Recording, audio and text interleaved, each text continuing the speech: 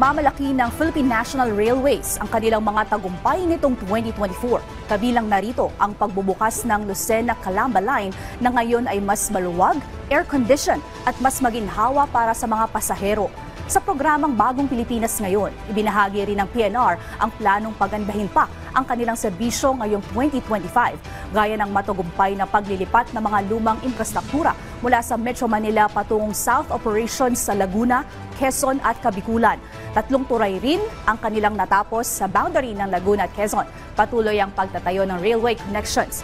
Sa 2025, tututukan ng PNR ang pagdadagdag ng tren sa South Operations, rehabilitasyon ng riles sa Quezon at pagpapahusay ng railway crossings gamit ang signaling system.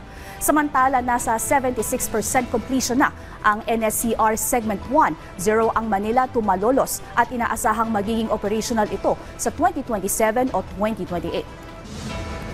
Ang isang unang ma-accomplish ay magkaroon po tayo ng reliable, safe na infrastructure ng ating PNR. Safe hindi lang po sa mananakay natin, ganun din po kung saan nag-ooperate. O anumang paraan na magagawa ng PNR, improving our non-rail side para po makapagbigay po ng mas mababang pasahe pa rin sa pamasahe sa ating mga mananakay, yun po ang mga vision po natin gagawin.